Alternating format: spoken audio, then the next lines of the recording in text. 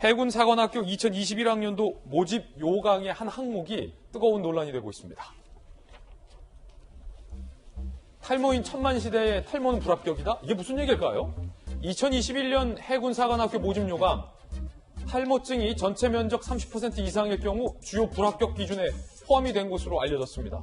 지난 2017년 대머리를 이유로 한 채용 거부는 인권 침해다라고 국민권익위원회가 나섰습니다. 그러자 해군 사관학교장은 해군 건강관리 규정에 따르면 불합격 기준은 남성형 탈모가 아니라 각종 질환으로 인한 탈모를 의미한다라고 해명을 했는데, 자, 좀 논란이 되고 있어요. 김관섭 변호사님, 해군 사관학교 교장의 이야기를 들어보면 탈모 자체가 아니라 신체적인 질환으로 인한 탈모를 의미하는 거다라고 해석이 되는데, 하지만 모집 요강에 보면 면적의 30% 이상이 탈모일 경우로 규정이 되어 있단 말이에요. 그것은 건강하고 안 건강하고의 의미가 다른 거잖아요. 머리가 있고 없고의 문제잖아요. 그리고 이제 탈모 질환 자체가 일반적으로 어떤 신체 활동을 하는 데 있어서는 영향이 없어요. 아무 상관이 없죠. 그렇죠. 이제 외부 활동하는 데 있어서 스트레스를 받을 수 있겠죠. 그래서 저는 처음에 이 탈모와 관련해서 모집 요강이 있는데 신체 검사 항목에 있다고 그래서 저는 그렇게 생각했어요.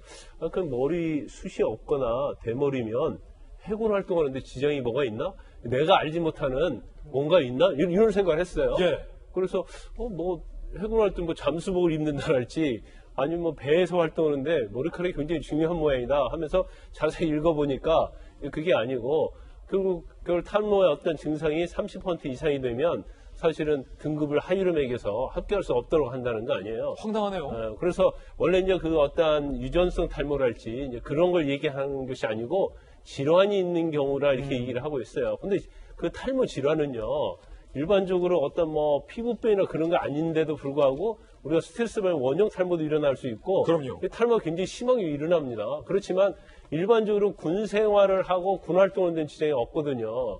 그런데 또 해군 측에서 또 내놓은 입장을 보면 왜 이런 게 있냐고 물어보니까, 그러면 이건 문제가 있어서 개정을 하겠다 이렇게 얘기하면 되는데, 해군은 굉장히 탈을 많이 한다는 거예요.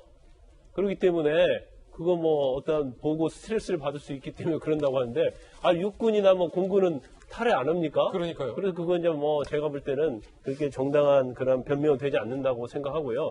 이 규정이 이제 1982년도 전두환정부 때 만들어진 거거든요. 예. 그럼 아마 이와 못지않는 잘못된 낡은 규정이 굉장히 많을 거예요. 그러면 이번 기회를 통해서 대대적으로 좀 손을 좀 봐야지 않나 싶습니다. 예.